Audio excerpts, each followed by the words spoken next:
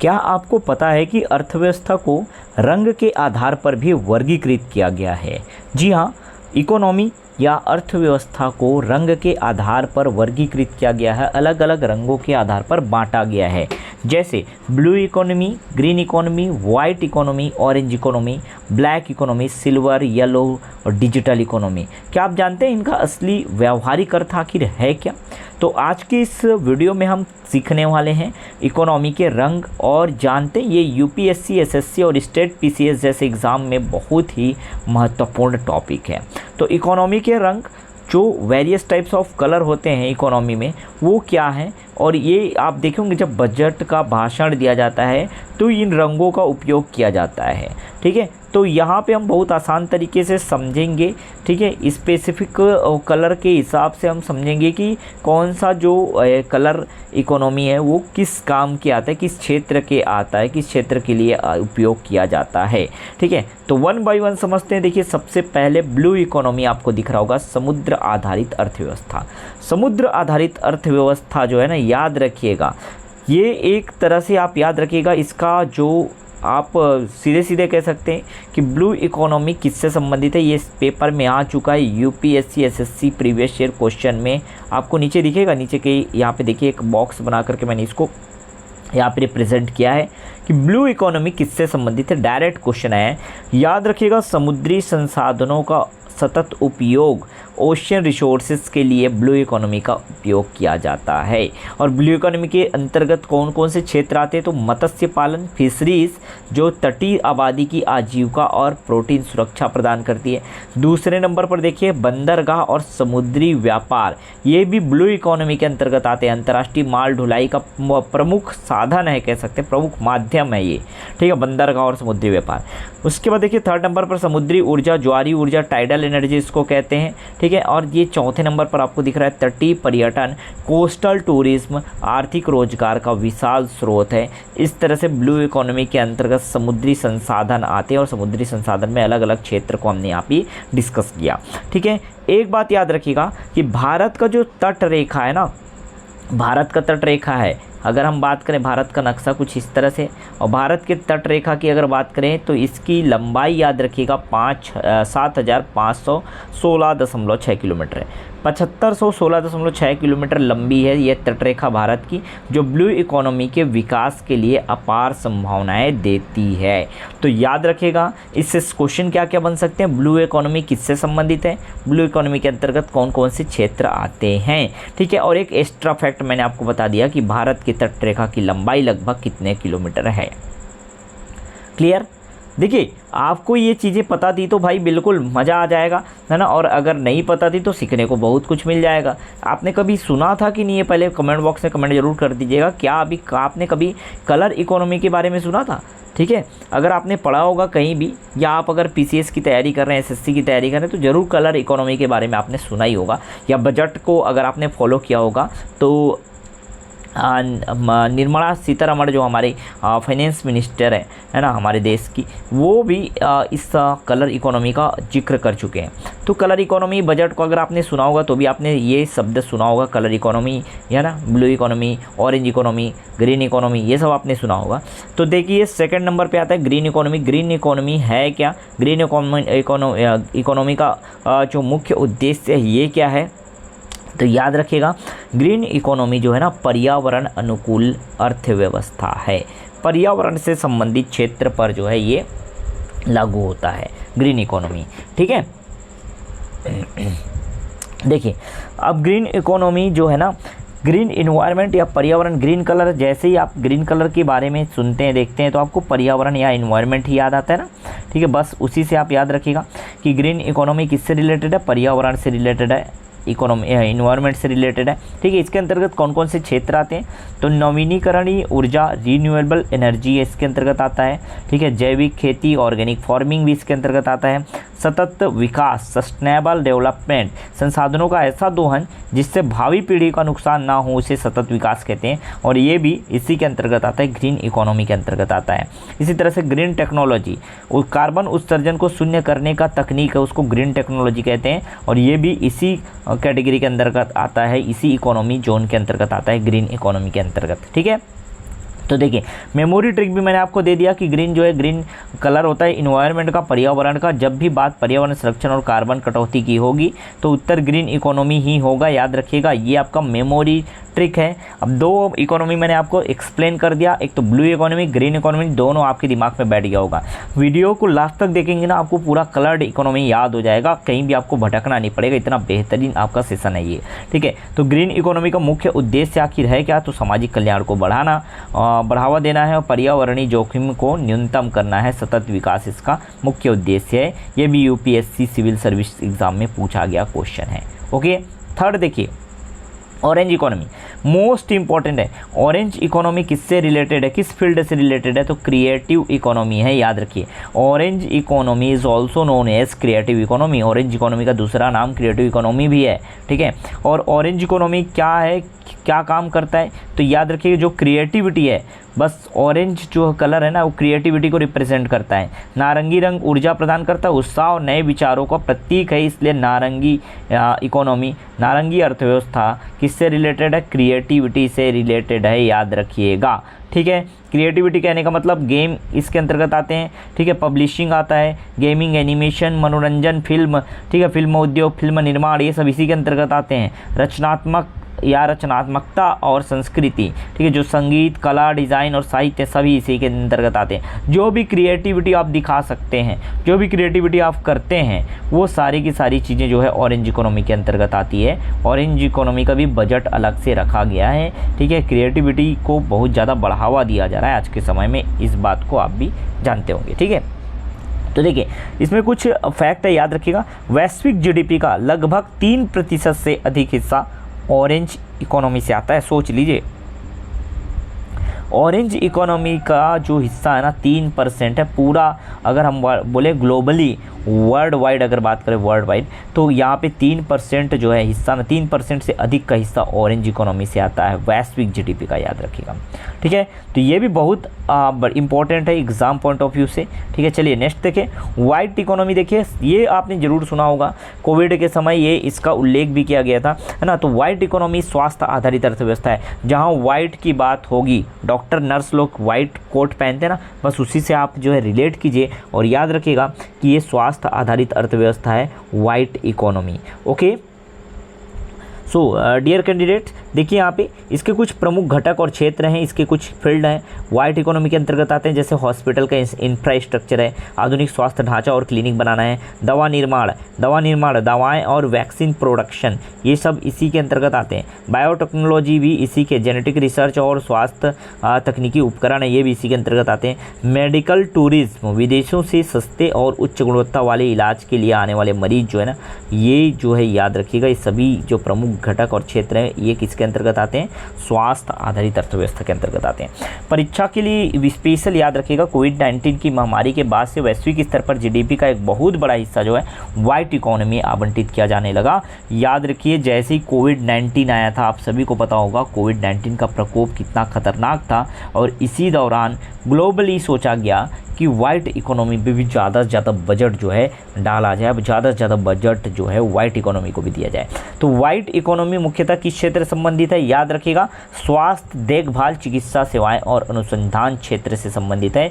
ये most important ये भी है वाइट इकोनॉमी। अब आप नहीं भूलेंगे, तीनों आपको ब्लू, ग्रीन, वाइट जो भी आपने मैं पढ़ाते जा रहा हूँ, ऑरेंज और यहाँ तक 4 इकोनॉमी आपने देख लिया, 4 कलर्ड इन इकोनॉमी आपने देख लिया।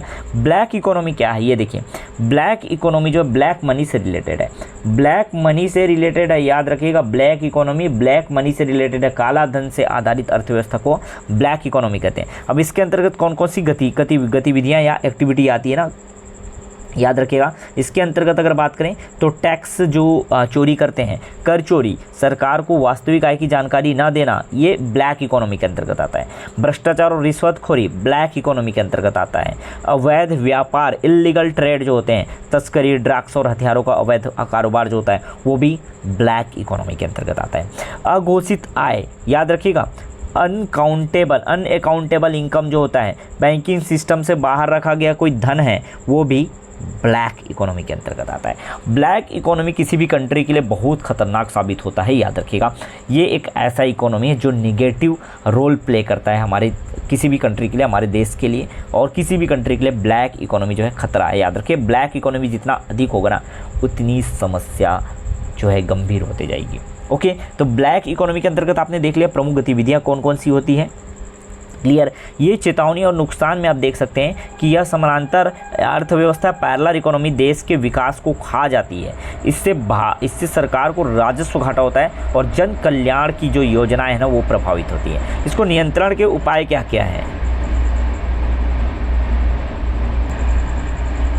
देखिए उसको कंट्रोल करने के कुछ उपाय हैं।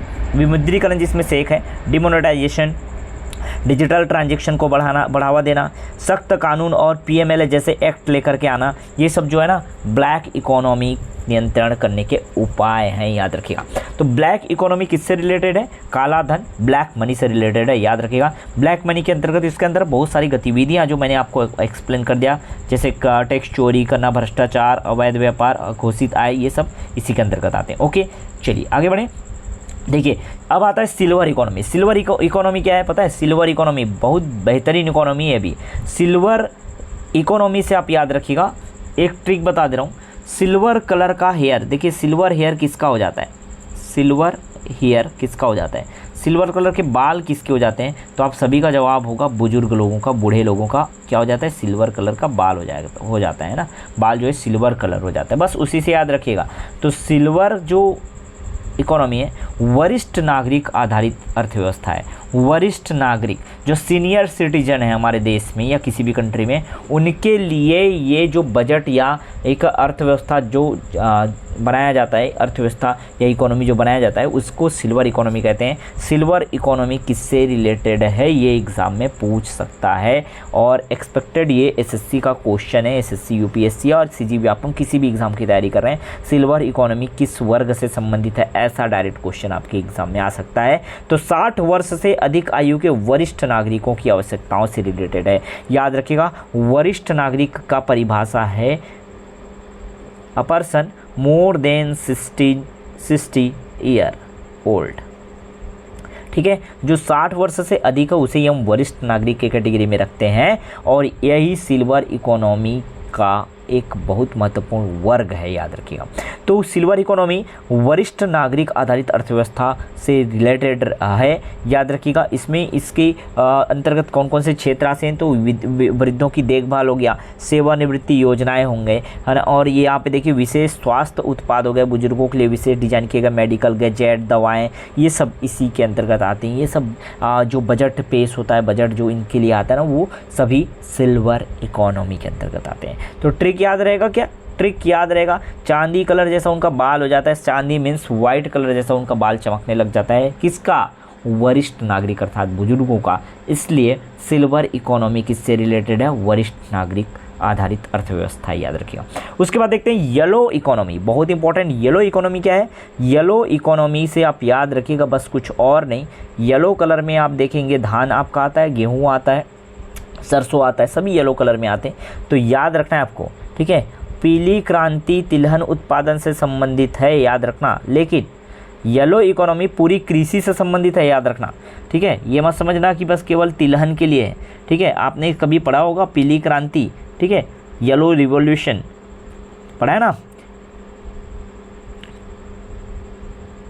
येलो रिवॉल्यूशन की अगर बात करें तो ये तिलहन उत्पादन से संबंधित है। तो इसी से रिलेट करके आप ये मत सोच लेना कि भाई जो येलो इकोनॉमी है वो तिलहन के लिए है, नहीं भाई, ये संपूर्ण कृषि को क्या करता है? कवर करता है। पूरी कृषि और खाद्य प्रणाली तंत्र को ये दर्शाता है येलो इकोनॉमी। कृषि और खाद्य तंत्र प्रणाली या खाद्य प्रणाली सिस्टम को पूरा दर्शाता है। कृषि आधारित अर्थव्यवस्था को येलो इकोनॉमी के अंतर्गत रखा जाता है, जैसे पारंपरिक खेती, फार्मिंग जो हो गया, डेयरी क्षेत्र हो गया। देखिए मैं बोल रहा हूँ ना, कृषि आधारित जितने भी अर्थव्यवस्था है, जितने भी उसकी फील्ड के खेती के अंतर्गत आने वाले जो क्षेत्र हैं वो सभी इसके अंतर्गत रखे जाते हैं। ओके, कृषि व्यवसाय हो गया, एग्री बिजनेस जो होते हैं, खाद्य प्रसंस्करण, फूड प्रोसेसिंग उद्योग जो कृषि उपज का मूल्यवर्धन करते हैं, ये सभी जो इसी श्रेणी के अंतर्गत आते हैं, येलो इकोनॉमी जोन के अंतर्गत आते हैं। ठीक है, देखिए सेशन आपको मज़ा आ रहा होगा ना, मज़ेदार लग रहा होगा, तो आप लाइक कर दीजिए। अभी वीडियो रोक करके तुरंत लाइक कर दीजिए। आपको भाई इंटरेस्टिंग और इतने मज़ेदार वीडियो हम आपके लिए लेकर के आते हैं, इतने बेहतरीन कंटेंट के साथ, काफ़ी मेहनत करते हैं और आपके लिए ये सब काम करते हैं और आपके लिए करते रहेंगे। इसलिए थोड़ा सा प्यार आप भी जता दिया करो, ठीक है, वीडियो को लाइक करके, बस हमको और कुछ नहीं चाहिए। वीडियो लाइक कर देते हैं आप ना, हमको भाई समझ आ जाता है कि बच्चे जो है पसंद कर रहे हैं, ठीक है, जो भी जॉबिस पेरेंट्स हैं वो मन से देख रहे हैं, पूरे अच्छे से देख रहे हैं और सीख रहे हैं, ठीक है। चलिए उसके बाद बात करते हैं डिजिटल इकोनॉमी के। डिजिटल नाम में डिजिटल लगा है तो इसको याद रखने का कोई आपको समस्या नहीं होगा भाई, कि डिजिटल तकनीक आधारित जो अर्थव्यवस्था वो डिजिटल इकोनॉमी के अंतर्गत आता है। कुछ इमेजेस दे करके मैंने आपको यहाँ पर समझाने का प्रयास किया। देखिए ये डिजिटल इकोनॉमी के अंतर्गत आते हैं, ठीक है। जैसे हेलो UPI कर रहे हैं, UPI 1 2 3 4 डाल के पे कर देते हैं, ये सब इसी के अंतर्गत आते हैं। UPI और डिजिटल भुगतान सारे के सारे डिजिटल इकोनॉमी के अंतर्गत। जो भी ई-कॉमर्स है, online shopping, Amazon, Flipkart, Meesho, जो भी दुनिया भर के आपकी ई-कॉमर्स वेबसाइट है, सभी जो है डिजिटल इकोनॉमी के अंतर्गत आते हैं। आर्टिफिशियल इंटेलिजेंस बहुत टॉप में चलने वाला टॉपिक है ये आजकल। AI भी जो है ना, याद रखिएगा, AI और क्लाउड, ये सभी डेटा प्रोसेसिंग, ऑटोमेशन, ये सभी की सभी चीज़ें डिजिटल इकोनॉमी के अंतर्गत आते हैं। इंटरनेट इकोनॉमी जो हो गया, याद रखिएगा, ब्लॉगिंग करना, यूट्यूबर्स हो गए, ऑनलाइन शिक्षा हो गया, ये सभी डिजिटल इकोनॉमी के अंतर्गत आते हैं। तो क्रिएटिविटी और इसमें थोड़ा सा डिफरेंस है। अगर आप डिजिटल गैजेट का यूज़ करते हैं ना, तो वो डिजिटल इकोनॉमी के अंतर्गत आएगा, याद रखिएगा, ओके, ठीक है। भारत दुनिया में होने वाले कुल रियल टाइम डिजिटल भुगतान में सबसे अग्रणी देशों में से एक है। कुछ एक्स्ट्रा फैक्ट आप याद रखिएगा। देश का स्वदेशी UPI मॉडल आज वैश्विक स्तर पर सराहा जा रहा है, क्योंकि रियल टाइम डिजिटल भुगतान में देश हमारा सबसे आगे है, ओके। तो डिजिटल इकोनॉमी क्या है, क्लियर हो गया। उसके बाद आते हैं ग्रे इकोनॉमी। ग्रे इकोनॉमी क्या है, देखिए, ग्रे इकोनॉमी एक तरह से आप कह सकते हैं ये अनौपचारिक अर्थव्यवस्था है।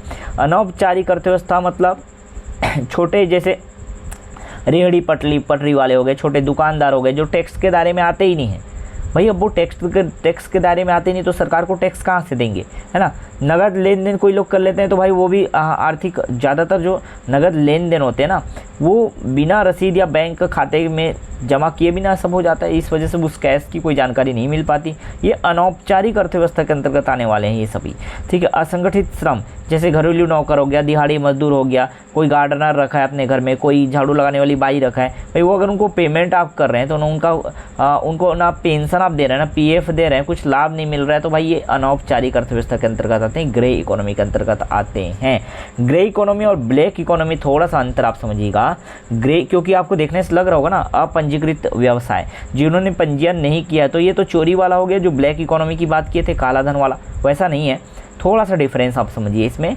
ब्लैक इकोनॉमी में गतिविधि जो है स्वयं अवैध और दंडनीय होती है, ठीक है, याद रखिएगा। ब्लैक इकोनॉमी जो भी एक्टिविटी होती है वो अवैध और दंडनीय होती है, जैसे ड्रग्स बेचना, घुसखोरी करना, ठीक है, और टैक्स छुपा करके रखना, टैक्स ना देना, ये सभी जो है क्या किसके अंतर्गत आते हैं, अवैध और दंडनीय होते हैं। लेकिन अगर बात करें ग्रे इकोनॉमी की, तो ग्रे इकोनॉमी में जो भी गतिविधि आते हैं, जैसे घर में कोई काम कर रहा है, वो वैध होता है लेकिन टैक्स नहीं चुकाया जाता है। वैध है भाई, वैध बिल्कुल वैलिड है ना। कोई घर में आपके काम करने आ रहा है, उसको आप पैसे दे रहे हैं, 10,000 6,000 जो भी आपने पगार में रखा होगा, वो पेमेंट आप कर दे रहे हैं उसका काम, या महीना होने के बाद, है ना।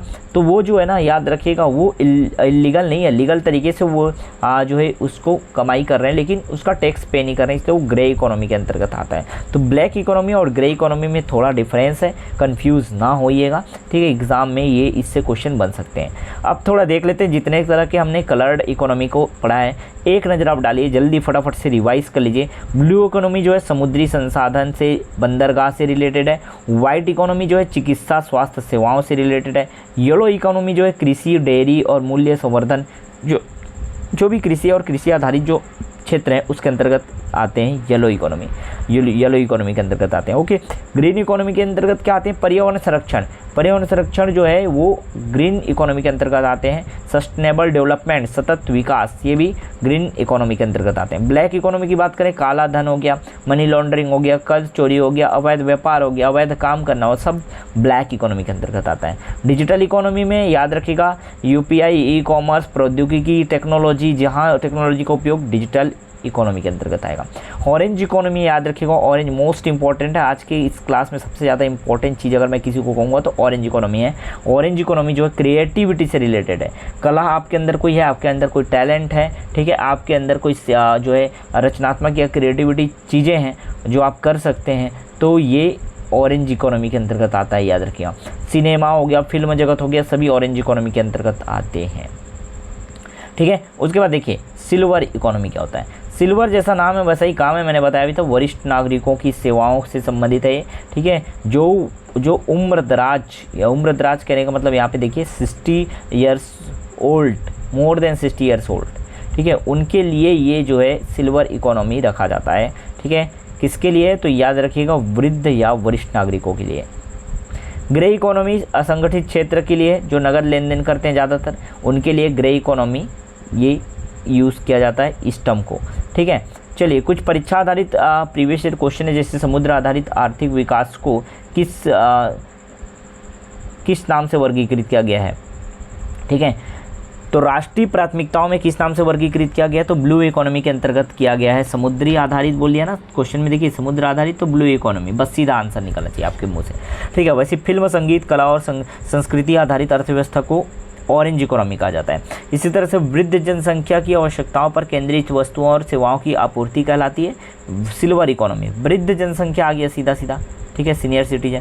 तो ये एग्ज़ाम में पूछा गया, देख सकते हैं आप, यहाँ पे टैग भी लगा हुआ है। ये यूपीएससी सिविल सर्विस में पूछा है, इसको एसएससी सीजीएल स्टेट पीसीएस में पूछा गया है लगातार, और ये रेलवे और बैंकिंग जैसे एग्ज़ाम में इसको पूछा गया। तो भाई ये बहुत इंपॉर्टेंट टॉपिक है, मैं शुरू से कह रहा था आपको।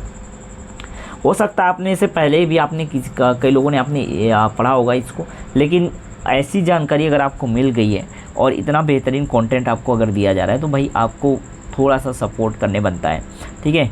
अगर क्लास अच्छा लग रहा है वाकई में आपको, तो लाइक कर दीजिएगा, अपने दोस्तों तक, अपने फ्रेंड्स तक ज़रूर शेयर कीजिएगा, ठीक है। कुछ वन लाइनर देखिए, जैसे अस्पताल और फार्मास्यूटिकल उद्योग किस क्षेत्र श्रेणी में आते हैं, तो वाइट इकोनॉमी में आते हैं, याद रखिएगा।